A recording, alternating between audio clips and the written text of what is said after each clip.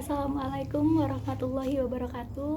Halo semua ya, perkenalkan kami dari kelompok 6 akan memaparkan materi dalam bioteknologi bidang militer. Oke, slide yang pertama akan dibawakan oleh saya sendiri yaitu Silvina.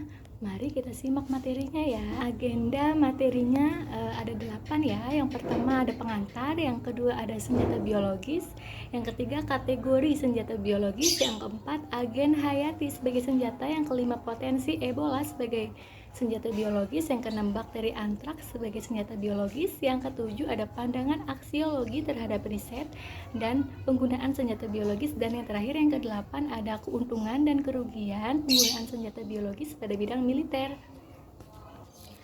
Oke, yang pertama yaitu pengantar. Bioteknologi adalah penggunaan mikroorganisme atau sistem hidup untuk memecahkan masalah atau untuk menghasilkan suatu produk yang bermanfaat. Dalam bidang militer digunakan senjata biologis dengan bantuan bioteknologi menggunakan agen hayati. Penyalahgunaan senjata biologis oleh oknum tertentu dinamakan bioterorisme. Selanjutnya sejarah senjata biologis. Sejarah penggunaan senjata biologi dimulai pada tahun 400 sebelum Masehi ya, ketika orang Iran kuno menggunakan panah yang dicelupkan ke dalam feses, kotoran, dan mayat makhluk hidup yang telah membusuk.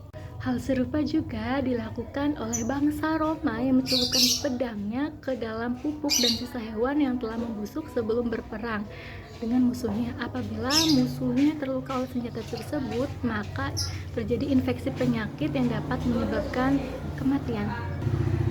Adapun peristiwa penting dalam sejarah kuno, penggunaan senjata biologi terjadi ketika bangsa Mongol mengusir bangsa Genoa dari kota Kaffa di Laut Hitam dengan memanfaatkan mayat-mayat manusia yang terinfeksi wabah pes. Ketika bangsa Genoa menyingkir hingga ke Venice, ya mereka tetap diikuti oleh kutu dan tikus yang terinfeksi pes tersebut, sehingga akhirnya menimbulkan kematian massal atau kematian hitam di wilayah Eropa. Oke, lanjutan sejarah senjata biologis.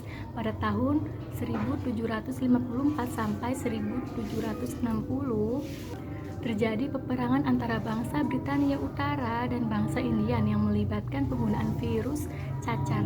Ketika itu, Britania Utara memberikan pakaian dan selimut dari rumah sakit yang merawat penderita cacar tersebut kepada bangsa India untuk memusnahkan bangsa tersebut.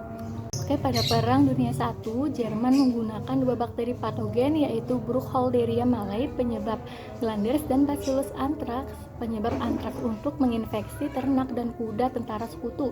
Pada tahun 1932 sampai 1935, Jepang mengembangkan program pembuatan senjata biologi di Cina yang dinamakan Unit 731. Sebanyak 3.000 ilmuwan Jepang bekerja untuk melakukan penelitian terhadap berbagai agen biologi yang berpotensi sebagai senjata, misalnya kolera, pers, dan penyakit seksual yang menular.